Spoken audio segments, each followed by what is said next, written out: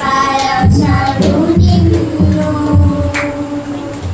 లోకమి ఎరుగని మన దేవుడు ఓడిపోని పడు నిన్ను అసమానుడైన వాడు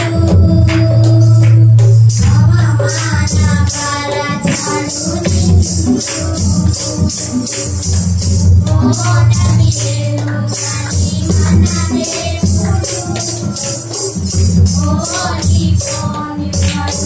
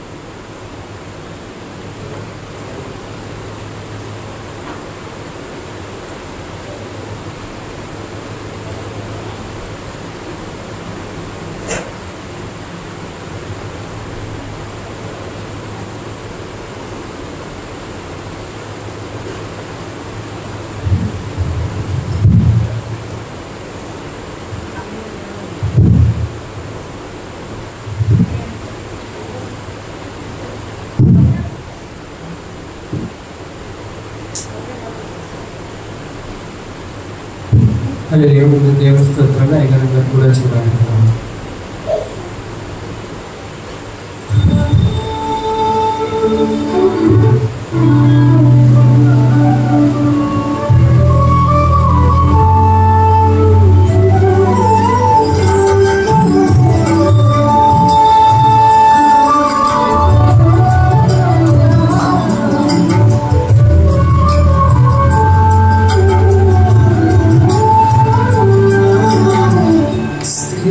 స్థిరపరచువాడవు, బలపరచువాడవు, పడిపోయిన చోటే నిలబెట్టువాడవు, ఘనపరచువాడవు, హెచ్చించువాడవు, మా పక్షము నిలిచి జయమిచ్చువాడవు, స్థిరపరచువాడవు, బలపరచువాడవు, పడిపోయిన చోటే నిలబెట్టువాడవు, ఘనపరచువాడవు, హెచ్చించువాడవు, మా పక్షము నిలిచి జయమిచ్చువాడవు. ఏమైనా చేయగలవు, కథ మొత్తం మార్చగలవు, నీ నామముకే మహిమంతా తెచ్చుకొందువు. ఏమైనా చేయగలవు, కథ మొత్తం మార్చగలవు, నీ నామముకే మహిమంతా తెచ్చుకొందువు. యేసయ్యా యేసయ్యా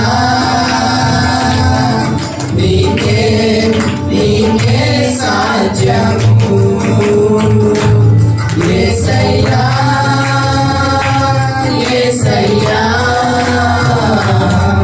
నీకే నీకే సాధ్యము.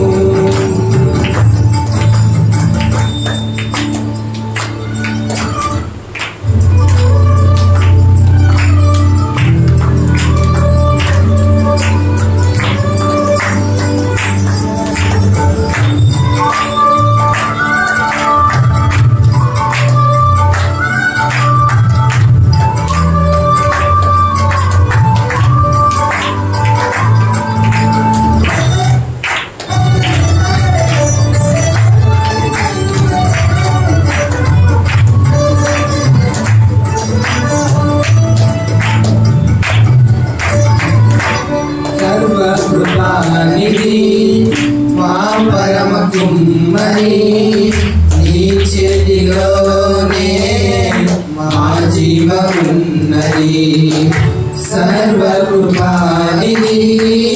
మా పరమ కుమ్మరి నీ చేతిలోనే మా జీవమున్నది మా దేవా నీ ఆలోచనలన్నీ ఎంతో గొప్పవి మా ఊహకు మించిన కార్యములెన్నో జరిగించుచున్నవి మా దేవా నీ ఆలోచనలన్నీ ఎంతో గొప్పవి మా ఊహకు మించిన కార్యములెన్నో జరిగించుచున్నవి ఏమైనా చేయగలవు కథ మొత్తం మార్చగలవు నీ నామముకే మహిమంతా తెచ్చుకొందువు ఏమైనా చేయగలవు కథ మొత్తం మార్చగలవు నీ నామముకే మహిమంతా తెచ్చుకొందువు యేసయ్యా యేసయ్యా నీకే నీకే సాధ్యము యేసయ్యా యేసయ్యా నీకే నీకే సాధ్యము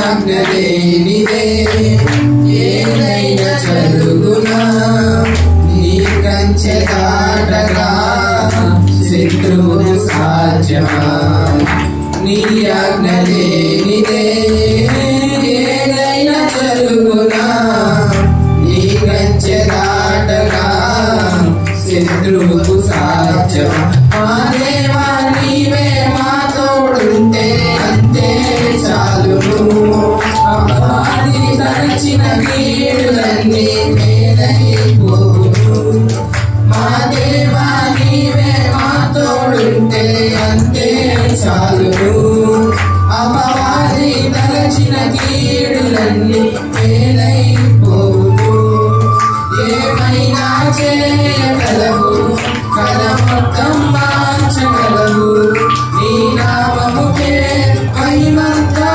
తెచ్చుకొందువు ఏమైనా చేయగలవు కథ మొత్తం మార్చగలవు నీ నామముకే మహిమంతా తెచ్చుకొందువు యేసయ్యా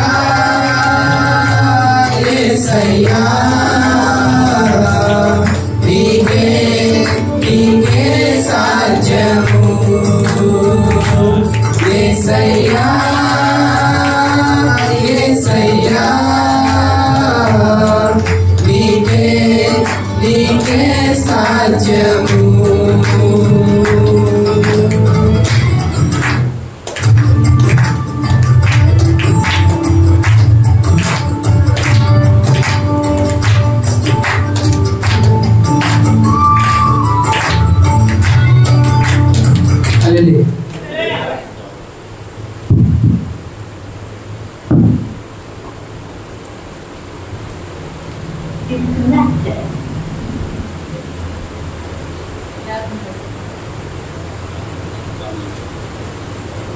స్తోత్రం తండ్రి పరిశుద్ధుడా ప్రేమస్వరూపుడా గొప్ప దేవా నీకు వందనాలు స్తుతులు స్తోత్రాలు నా ప్రభువా ఈ 2 దినాలు ఉపవాస ప్రార్థనలు నీ బిడ్డలో పండుగట్టుకొని నీ పాద సన్నిధిలో మోకరించి ప్రార్థించటకు నాయన మీరు చూపిన మహాకృపను బట్టి వందనాలు స్తుతులు స్తోత్రాలు నిజమే తండ్రి ఏమైనా చేయగలిగిన సమర్థులు ప్రభువా మీకు అసాధ్యమైనదైతే ఏది లేదు నా ప్రభు అదంతా మార్చగలిగిన గొప్ప దేవుడు ప్రభు అందిస్తున్నా ఎండిపోయిన మా స్థితిలో ప్రభు అయినా జీవము లేని మమ్మల్ని నా ప్రభు జీవించుటకు నైనా చూపుతున్న ఈ కృపను బట్టి కూడా మీకు వందనాలు యాది ప్రణాళిక చొప్పున నా ప్రభు ఈ అన్య గ్రామంలో నా ప్రభు పిలుచుకొని నా ప్రభు అయ్యా ఇదిగో నా ప్రభు ఈ రీతిగా సేవలో నీ ఘనమైన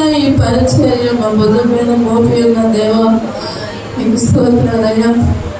కనో మేము నమ్మకంగా యథార్థము కలిగిన అంతం వరకు కూడా ప్రభు అయ్యా నమ్మకమైన సేవ చేసే యొక్క కృపను ధన్యతను మాకు అనుగ్రహించు ప్రభు.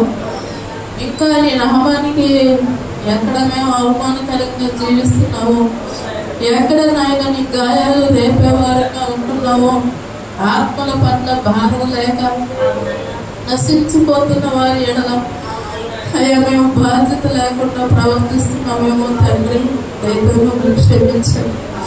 దినాల ఈ బలారాధన కార్యక్రమంలో మీ దాసుని నిలవబెట్టుకొని నాయన మీ నామానికి మహిమకరంగా సంఘములకు ఆశీర్వాదకరంగా మాకు దీవెనకరంగా జరిగించారు ప్రభు. నీకు స్తోత్రం.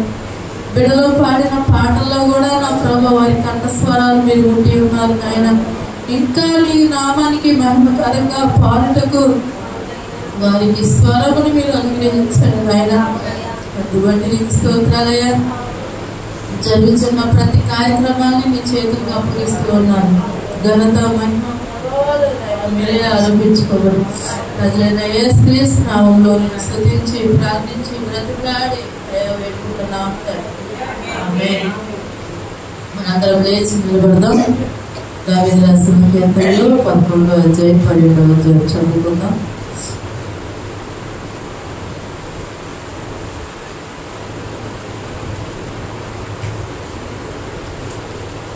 యెహోవా శరణులొచ్చి ఉన్నాను, పక్షి వలె నీ కొండకు పారిపోము అని మీరు నాతో చెప్పుట ఎలా? దుష్టులు వెల్లెక్కి పెట్టి ఉన్నారు, చీకటిలో యథార్థ హృదయముల మీద వేయుటకై తమ బాణములు వారి యందు సంధించి ఉన్నారు. పునాదులు పాడైపోగా నీతిమంతులేమి చేయగలరు? యెహోవా తన పరిశుద్ధ ఆలయములో ఉన్నాడు. యెహోవా సింహాసనము ఆకాశమందున్నది. ఆయన నరులను కనులారా చూచుచున్నాడు. తన కను దృష్టి చేత ఆయన వారిని పరిశీలించుచున్నాడు. యెహోవా నీతిమంతులను పరిశీలించును, దుష్టులను బలత్కార శక్తులను ఆయనకు అసహ్యులు. దుష్టుల మీద ఆయన ఉరులు కురిపించును, అగ్ని గంధకములను వడగాలియు వారికి పానీయ భాగమగును.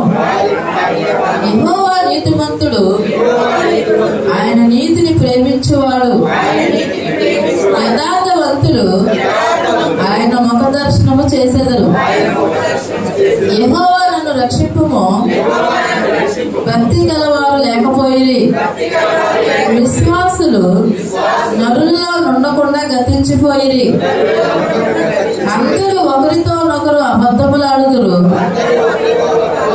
మోసకరమైన మనసు గలవారై ఇచ్చుకములాడు పెదవులతో పలుకుదురు. యెహోవా ఇచ్చుకములాడు పెదవులన్నిటినీ, పెక్కుమలాడు నాలుకలన్నిటినీ కోసివేయును. మా నాలుకల చేత మేము సాధించదము. మా పెదవులు మావి, మాకు ప్రభు ఎవడని వారు అనుకుందురు. బాధపడు వారికి చేయబడిన బలాత్కారమును బట్టి, దరిద్రుల నిట్టూర్పులను బట్టి నేను ఇప్పుడే లేచెదను. రక్షణ కోరుకున్న వారికి నేను రక్షణ కలగజేసేదను అని యెహోవా సెలవిచ్చుచున్నాడు. యెహోవా మాటలు పవిత్రమైనవి, అవి మట్టి మూసలో 7 మారులు కరిగి ఊదిన వెండి అంత పవిత్రములు. యెహోవా నువ్వు దరిద్రులను కాపాడదు, ఈ తరము వారి చేతిలో నుండి వారిని నిత్యము రక్షించదు. నరులలో నీచ ప్రవర్తన ప్రబలమైనప్పుడు దుష్టులు గర్విష్ఠులై నలుదిక్కుల తిరుగులాడుదురు. పరిశుద్ధ వాక్యం దేవుడు దీవించాక మనందరం కూర్చున్నాం. మరి సాక్ష్యముల సమయం కనుక మరి వారి మధ్యలో ఉన్న రాజీ వచ్చి తన సాక్ష్యాన్ని పంచుకుంటుంది. రెండోది వచ్చి అమ్ముడు.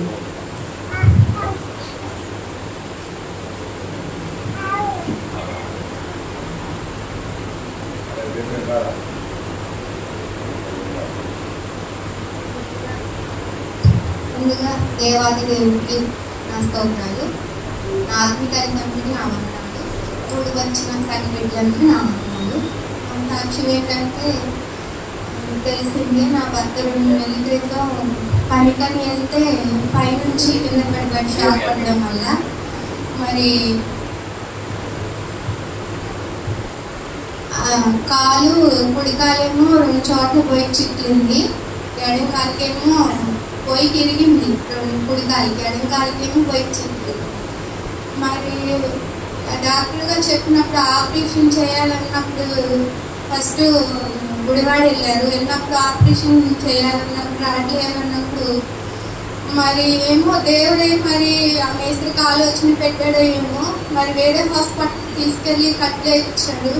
మరి కట్లేపించినప్పుడు మరి కొంతమంది అంటున్నారు కాళ్ళు వంకర వస్తాయి ఆ కట్లను వేయించారని, కొంతమంది విలాయే అన్నప్పుడు దేవుడు ప్రణాళికలో నా భర్త ఉన్నప్పటికీ మరి కాళ్ళు కట్లు వేసినప్పుడు మరి 10 రోజులు అవుతుందండి. మరి కట్లు ఇప్పాడు. మరి కాళ్ళు అయితే బాగానే ఉన్నాయి. దేవుడు స్పష్టించాడు. మరి నడవటానికి మీ అందరు సంఘ ప్రార్థనే దేవుడు ఆలకించాడు, సేవకుల ప్రార్థనే దేవుడు ఆలకించాడు. మరి అలాగే కాళ్ళు నిదానం నడుస్తున్నాడు. మరి కట్లు వేయడం వల్ల కాళ్ళు బాగా సన్నగా అయిపోయినాయి. కాలు కూడా లైట్గా నీరు వచ్చింది పాదాల దగ్గర. మరి మీ అనుదిన ప్రార్థనలో జ్ఞాపకం చేసుకోండి. మరి మా అత్తయ్య గారు మా ఆయన గారు కూడా మరి రక్షణలో ఈ సంవత్సరం నడిపించాలని దేవుడు చిన్న సాక్ష్యం దేవుడు దీవించున్నాను. మరి ఒక సాక్ష్యం ఏంటంటే మరి ఈ నెలలో నేను భోజనాలు ఉన్నప్పటికీ మరి సేవకులు చెప్పారు, ఏమని లేని స్థితిలోనే దేవుడు తీరుస్తాడమ్మా అని చెప్పేసి అన్నారు. లేనిలోనే మరి నా పరిస్థితి దేవుడికి తెలుసు. అయినప్పుడు నేను ఈ నెలలో వద్దు అనుకున్నాను, వచ్చే నెలలో పెడతా అనుకున్నాడు. దేవుడు నాకు సహాయం చేశాడు. మరి ఈ నెలలోనే మరి భోజనం పెట్టడానికి సహాయం చేశాడు, దేవుడి సహాయమే. మరి అలాగే మరి ఈ పోయిన నెల నుంచి ఈ నెల వరకు దేవుడు నన్ను, నా బిడ్డల్ని, నా కుటుంబాన్ని మంచి ఆరోగ్యం ఇచ్చాడు. చిన్నసారి దేవుడు దీవించుకున్నారు. మరి ఇంకో ప్రార్థన వస్తుంది, దానికి డెలివరీ డేట్ ఇచ్చారు 19/25. మీ అనుదిన ప్రార్థన జ్ఞాపకం చేసుకోండి. ఫస్ట్ డెలివరీకి దేవుడు ఎంతో బాగా ఇబ్బంది పడినప్పటికీ దేవుడు మంచి కృపనిచ్చి డెలివరీ నార్మల్ డెలివరీ చేశాడు. మరి 2వ డెలివరీ కూడా దేవుడు మంచిగా చేయడానికి మీ అనుదిన ప్రార్థన జ్ఞాపకం చేసుకోండి.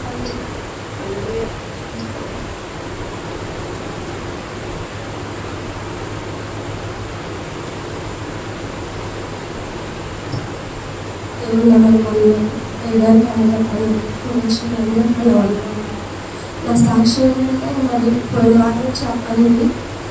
అయితే మరి మేము వాళ్ళకి మావడానికి ఇస్తాను అందరికీ తెలుసు. అయితే అప్పుడు ఏమైందంటే నేను ప్రతిసారి చర్చి దగ్గరికి వచ్చి అయ్యారికి చెప్పి ప్రార్థన చేసుకుని అందుకని ఆయన ఉదయకాలం కూడా వస్తుండేది. మొత్తం ఆ రోజు మంగళవారం నైట్ ప్రార్థనకి వెళ్ళాను జంక్షన్.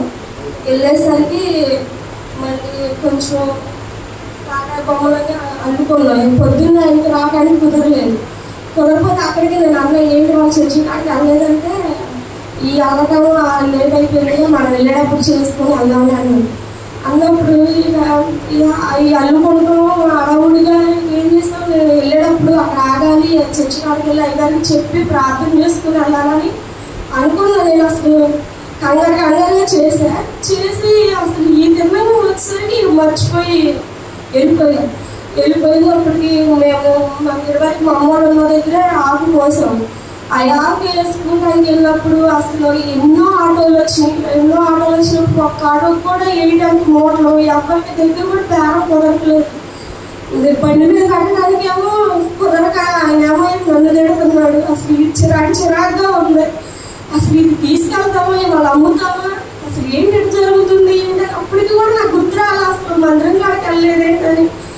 అప్పుడు ఇక ఎప్పుడో ఇక తీసుకెళ్ళి రోడ్డు మీద పెట్టిన తర్వాత కూర్చొని ఆలోచిస్తున్నా ఏంటి అసలు ఇద్దరికి సమాధానం లేకుండా ఎత్తుకున్నాం ఏంటి, అసలు ఇది వాళ్ళు అమ్ముడిపోయిద్దా, అసలే దీనికి బేరం ఉండదు కదా, ఏం చేయాలి అని నేను ఆలోచించుకుంటూ ఉన్నప్పుడు దేవుడికి నాకు గ్రహించాడు. ఇది మందిరం కాడికి అసలు సేవకులకి చెప్పకుండా అసలు మేము ఎప్పుడు ఉన్నాం ఏ వ్యాపారం చేసేటప్పుడు అయ్యగారిని చెప్తా ముందు అయ్యగారిని చెప్పి ప్రార్థన చేయించుకుంటాం.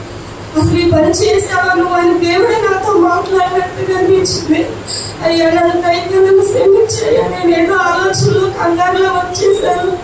మరి ఒక్క ఆటో కూడా సరిగ్గా రావట్లేదు, అసలు ఎక్కడ తీసుకెళ్ళాలి, మరి ఇది అసలు ఈ పండుగ సరిగ్గా బేరం కూడా ఉండదు అని నేను కూర్చొని నన్ను క్షమించయ్యా నీ సన్నిధిలో సాక్ష్యం చెప్పుకుంటానని ప్రార్థన చేసుకుంటా ఉన్నప్పుడు దేవుడు మరి అసలు జయగారిని తీసుకెళ్ళినంత పెద్దగా అయిపోవడానికి దేవుడు కార్యం చేశాడు. బట్టి దేవుడు నామనికి మహిమ కలగాలి. మరి ఇంకో సాక్ష్యం ఏంటంటే అమ్మగారు మాట్లాడినప్పుడు నాకు గుర్తు వచ్చింది. అందరికీ గుర్తు నాకు చాలా సార్లు వచ్చింది, నా భర్తతో కూడా ఎన్నో సార్లు. మరి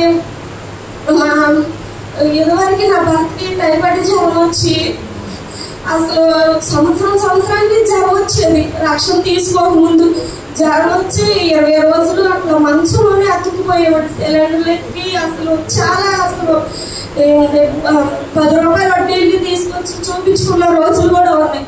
ఎప్పుడైతే రక్షించబడ్డాడో దేవుళ్ళో ఉన్నాడో ఒక్క రోజు జ్వరం వచ్చింది కూడా లేదు. అసలు భర్తని ఎంతో ఆరోగ్యంతో దేవుడు ప్రతి క్షణం కాపాడుతున్నాడు. ఆయనకి నమ్మకంగా ఉండనప్పటికి కూడా దేవుడు ఎక్కడ విడిచిపెట్టట్లేదు. అంతే మరి నా భర్త ఇంకా స్థిరపడాలని, నా కుటుంబం అందరి సన్నిధిలో ఈ దేవుడి సన్నిధిలో ఉండాలని చిన్న సాక్ష్యం దేవుడు దీవించాడు.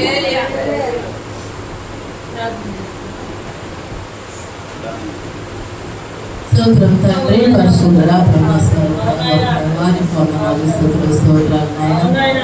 బిడ్డలు చెప్పబడిన సాక్ష్యాలు మీరు ఉన్నారు నా ప్రభా.